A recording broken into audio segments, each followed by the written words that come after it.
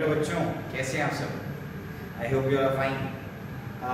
हमारा mathematics paper है next और 3 मार्च को है और मैं ये समझता हूँ कि मैथमेटिक्स में जो पार्ट 1 है वो बहुत ही आसान है।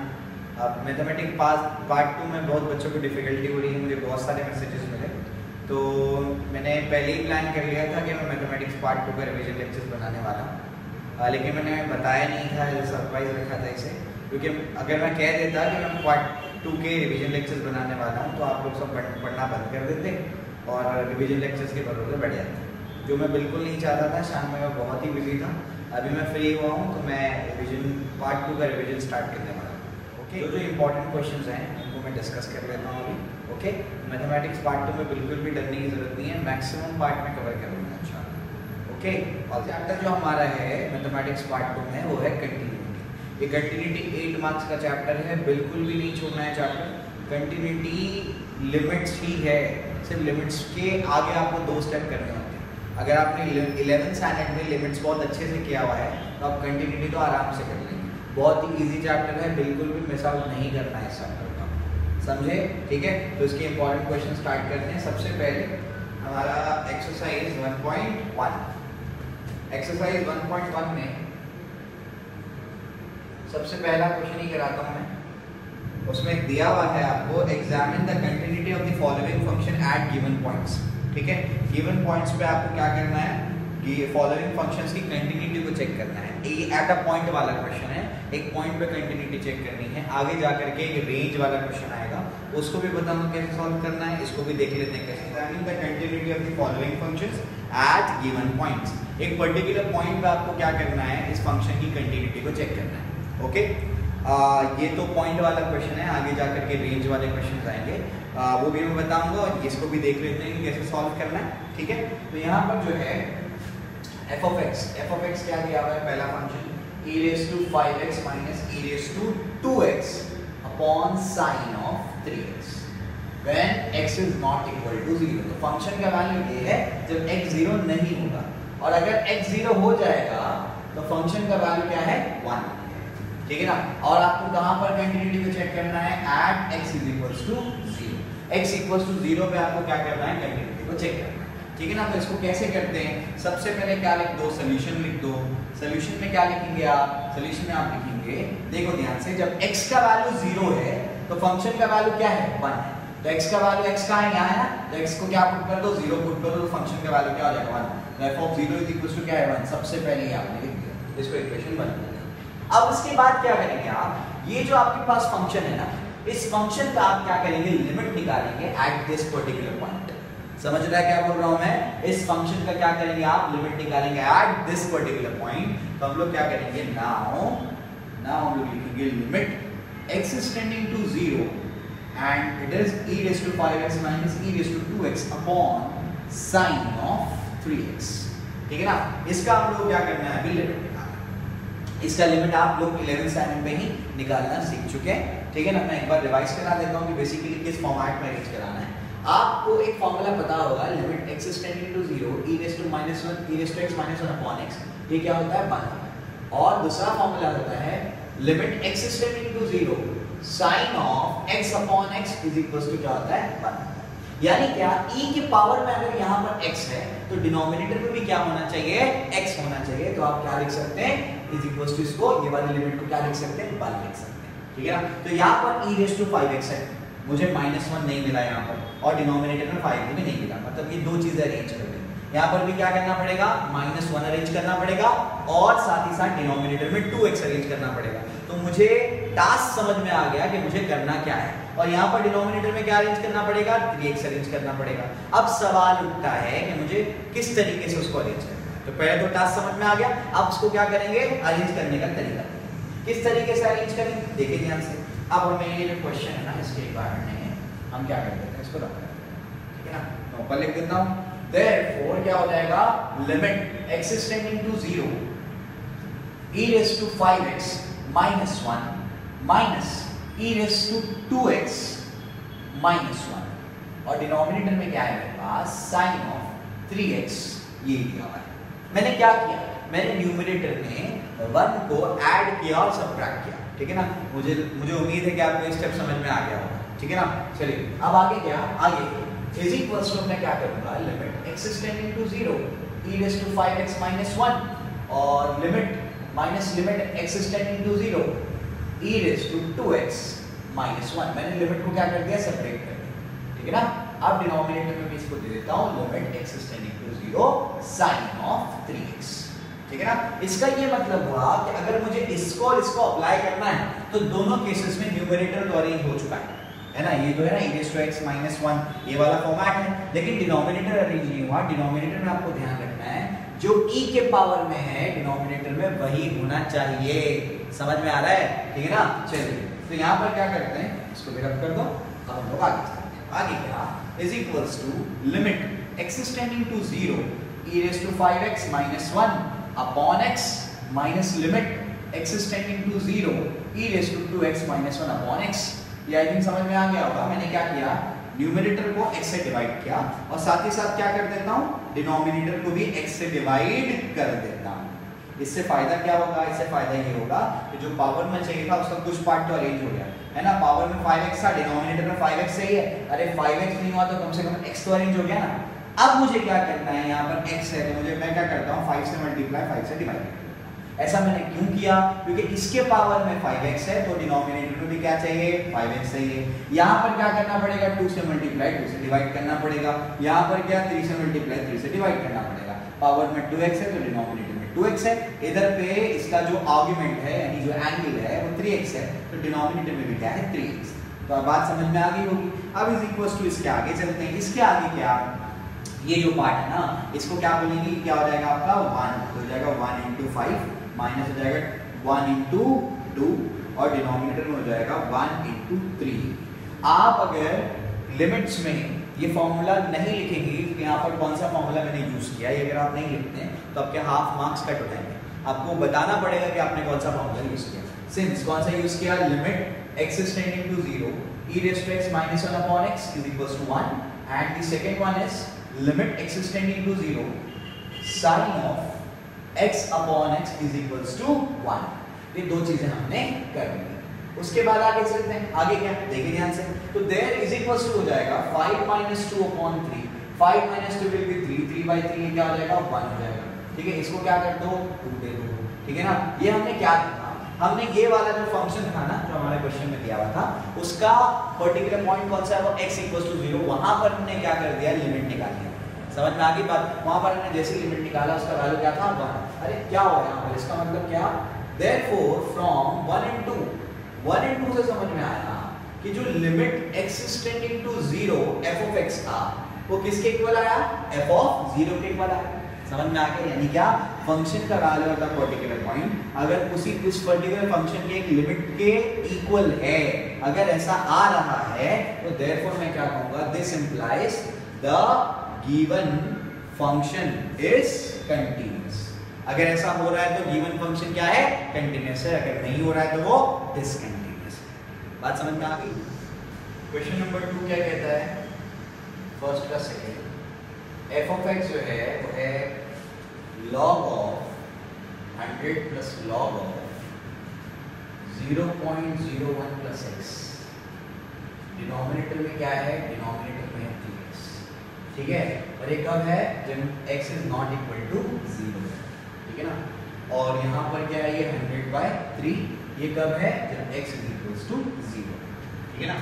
चलिए अब क्या, देखिए ध्यान से, आपको क्या करना है, आपको यहाँ पर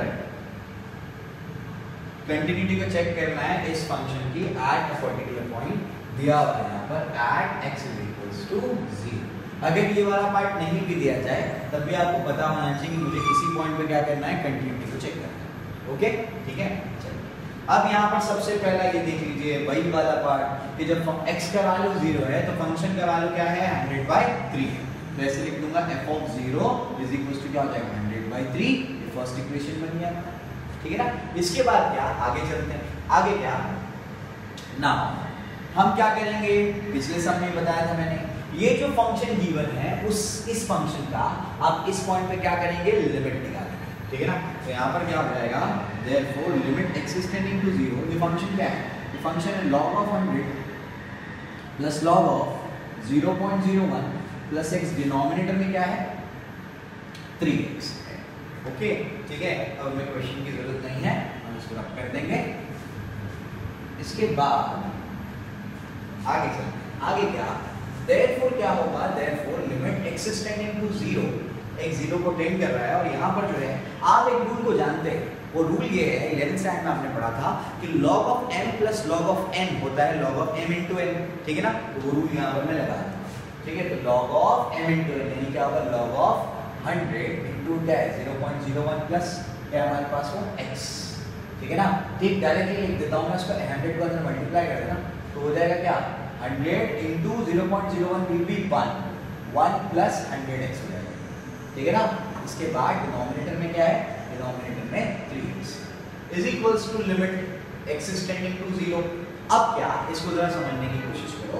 आपके पास एक फॉर्मूला था, वो फॉर्मूला ये था limit x is tending to 0 log of 1 plus x upon x, ये क्या होता है, ये होता है 1, ठीक है ना। log of 1 plus x upon x क्या होता है 1, यानी यहाँ पर जो है x के साथ में यानी क्या है 1x, क्या ये 1, तो डिनोमिनेटर में भी क्या होना चाहिए 1x होना चाहिए, यानी यहाँ पर जो है अरेंज वही यहाँ पर डिनोमिनेटर में भी अरेंज होना चाहिए, ठीक है ना। तो उसी फॉर्मेट में यहाँ पर कुछ नजर आ रहा है, यहाँ पर लेकिन 100x है और डिनोमिनेटर में 3x, तो क्या करना पड़ेगा, डिनोमिनेटर में अगर 100x यानी 100 को अरेंज कर दो, x तो ऑलरेडी है, डिनोमिनेटर में अगर 100x अरेंज हो जाए तो वो वाला पार्ट क्या हो जाएगा 1 हो जाएगा। ये तो समझ में आ गया। अब टास्क तो समझ में आ गया, अब क्या करेंगे, उसके सोल्यूशन पे जाएंगे, किस तरीके से सॉल्व किया जाए। तो बड़ा आसान है, 1 प्लस 100x अपॉन क्या कर दिया मैंने, ये 3 को बाहर ले लिया मैंने, 1/3 कर दिया, ये x को रखा और मैं क्या करता हूँ 100 से मल्टीप्लाई और 100 से डिवाइड, 100 से मल्टीप्लाई 100 से डिवाइड। अब इससे क्या हो जाएगा कि ये पूरा का पूरा क्या हो जाएगा 1 हो जाएगा, पूरा का पूरा क्या हो जाएगा 1 हो जाएगा। ये याद रखिएगा कि 0 पे फंक्शन का वैल्यू क्या था 100/3, हमको वही कंपेयर करना है।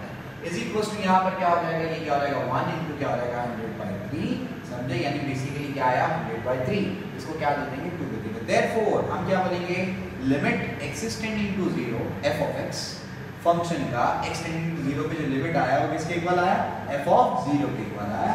This implies the given function is continuous. मैंने कहा था ना आपसे कि जो कंटिन्यूटी है वो पूरा का पूरा लिमिट्स है, बस उसमें 2 स्टेप आपको क्या करने होते हैं, आगे करने होते हैं। बात समझ में आ गई, ठीक है ना। तो second subject complete. Okay students, अब नेक्स्ट क्वेश्चन जो है हम फोर्थ वन करेंगे। फर्स्ट हो गया, सेकंड हो गया, फोर्थ करेंगे। तो हम लोग कौन सा कर रहे हैं, क्वेश्चन नंबर बता देता हूँ। हम फर्स्ट कर रहे हैं, सेकंड कर रहे हैं, फोर्थ करने वाले हैं, और हम 6th करने वाले हैं, हम 10th करने वाले हैं, और हम 14th करने वाले हैं, और बस कितने करने वाले हैं, ठीक है ना। तो जो क्वेश्चन नंबर मैंने लिख दिए हम उतने करने वाले हैं क्वेश्चन। तो अब किस पे जाते हैं, सेकंड के बाद फोर्थ वन पे जाते हैं। फोर्थ वन जो टाइप है, इससे पहले बोर्ड एग्जाम में वो आ चुका है, दिया हुआ है function f of x is equals to log of x minus log of 7 divided by क्या है x minus 7, ठीक है ना। for x is not equal to 7 is equals to यहाँ पर क्या है 7, for x is equals to 7, ठीक है ना। कहाँ पर है ये, at x equals to 7 पे आपको क्या करना है, चेक करना है इसकी कंटिन्यूटी। तो कैसे चेक करेंगे x equals to 7 पे इसकी कंटिन्यूटी, वो देखिए ध्यान से। तो यहाँ पर ये क्या है आपका सोल्यूशन।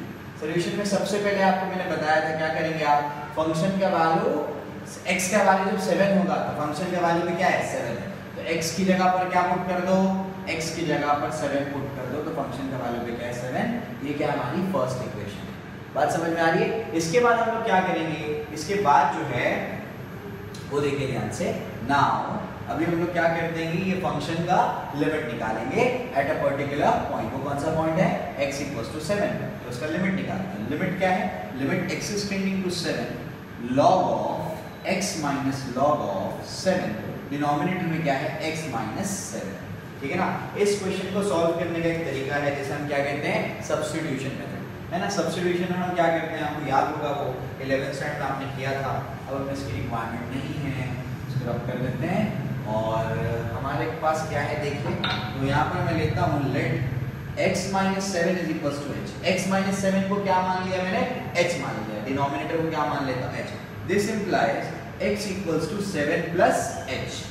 x क्या हो गया 7 plus h हो गया, ठीक है ना। यहाँ पर एक और चीज आप लिखेंगे, as x was tending to 7, x अगर क्या कर रहा है 7 को टेंड कर रहा है, तो x की जगह पर जैसे 7 पुट करोगे तो 7 माइनस 7 क्या हो जाएगा 0, then this implies h will tend to 0, है ना। x जिसको टेंड करता है उसका वैल्यू वहां पर पुट कर देने का, ठीक है ना। तो 7 माइनस 7 क्या हो गया 0 हो गया, तो h 0 को टेंड करेगा। तो x 7 की तरफ जा रहा था, इसी वजह से h जो है वो 0 की तरफ जाएगा, उसकी तरफ टेंड करेगा, ठीक है ना। चलिए अब क्या, therefore यहाँ पर क्या हो जाएगा, therefore हमारे पास हो जाएगा लिमिट, यहाँ पर अब लिमिट चेंज हो जाएगी, ये x is tending to 7 था, अब क्या होगा h is tending to 0। यहाँ पर क्या होगा, log of x की जगह पर आप क्या लिखेंगे 7 plus h माइनस क्या है ये log of 7, डिनोमिनेटर में क्या है, यहाँ पर x minus 7 क्या है वो तो h है, ठीक है ना। तो अब यहाँ पर एक और रूल आपको पता होना चाहिए, जो आपको पता होगा भी, कि log of m minus log of n क्या होता है, log of m by n। तो यहाँ पर इज इक्वल्स टू मैं क्या कर सकता हूँ, ये वाले पार्ट को रब कर देते हैं। सबसे पहले तो हम क्या कर सकते हैं, इसको से लिख देते हैं, क्या लिखेंगे, इज इक्वल्स टू हो जाएगा limit h is tending to 0, ये हो जाएगा log of h plus 7 upon h upon sorry 7, denominator में क्या है h, सेपरेशन ऑफ डिनोमिनेटर क्या होगा, is equals to limit h is tending to 0, separation of denominator करेंगे तो यहाँ पर क्या हो जाएगा h by 7, यहाँ पर प्लस क्या हो जाएगा 7 by 7 यानी 1, log ऑफ क्या हो जाएगा 1 plus h by 7 अपॉन क्या हो जाएगा h। यहाँ तक समझ में आया, ठीक है ना। अब उसके बाद क्या, यहाँ पर आपको एक रूल पता होना चाहिए कि log of 1 plus x upon x, अगर ऐसा होगा तो क्या होता है 1। यहाँ पर x की जगह पर क्या है h by 7 है ना, तो यहाँ पर भी क्या होना चाहिए h by 7, तो 7 से मल्टीप्लाई 7 से डिवाइड कर दिया हमने, ठीक है ना। यहाँ पर इसको समझने की कोशिश करो, इज इक्वल टू हो जाएगा limit h is tending to 0 log of 1 plus h by 7 upon क्या है h by 7, और ये जो 7 है इसको आप बाहर ले लो, जैसे ही बाहर लोगे तो ये 1 by 7 आ जाएगा, समझ में आ गया। उसको 7 मत कर देना, तो क्या आएगा 1 by 7 इज इक्वल टू यहाँ पर ये वाला टर्म क्या हो जाएगा, ये वाला टर्म क्या हो जाएगा 1 हो जाएगा 1 into 1 by 7। रीजन क्या लिखोगे, since limit x is tending to 0, यहाँ पर हो जाएगा क्या log of 1 plus x upon x क्या होता है 1 होता है, इसी वजह से वो क्या हो गया 1 इज इक्वल टू आया 1 by 7, इसको 2 तक समझ में आ गया। लेकिन अगर आप गौर से देखेंगे f of 0 या f of 7 जो था आपका f of 7 is not equal to limit x is tending to 7, और क्या आपका फंक्शन था, आपका फंक्शन था यहाँ पे f of x इक्वल्स, समझ में आ गया इस तरीके से। तो ये दोनों के दोनों इक्वल नहीं, क्योंकि उसका वैल्यू कितना था, उसका वैल्यू तो 7 था, और ये क्या आ रहा है 1 by 7, यानी क्या this implies 7 is not equal to 1 by 7, समझ में आ गया। Therefore मैं क्या कहूँगा, this implies the function is discontinuous, function कैसा है डिसकंटिन्यूअस है, समझ में आ गया, क्लियर है ना। ये तीन आपके अभी 4th प्रॉब्लम कंप्लीट हो गया, और 3 प्रॉब्लम बचे। क्वेश्चन नंबर 6 देखते हैं, ये भी बोर्ड एग्जाम में आ चुका है, तो देखिए ध्यान से, f of x जो है वो है 10x plus 7x minus 14x minus 5x denominator में है 1 minus cos 4x। ये कब है when x is not equal to 0, और ये कब है 10 by 7 when x is equals to 0, ठीक है ना। आपको कहाँ चेक करना है, आपको पता ही है at x equals to 0 पे चेक करना है इसकी कंटिन्यूटी। सॉल्यूशन देखिए, सबसे पहला पार्ट हम लोग क्या करते हैं, f of 0 is equals to 10 by 7, तो अब तक तो ये समझ में आ जाना चाहिए कि हम क्या कर रहे हैं, ठीक है ना। उसके बाद क्या करते हैं हम लोग, उसके बाद ये वाले फंक्शन में क्या करते हैं, लिमिट निकालते हैं एट दिस पर्टिकुलर पॉइंट, ठीक है ना। तो limit x is tending to 0 10 raised to x plus 7 raised to x minus 14 raised to x minus 5 raised to x and denominator is 1 minus cos 4x, हमको दिया, ठीक है ना। अब इसको कैसे सॉल्व करना, तो बड़ा आसान है इसको सॉल्व कर लेना।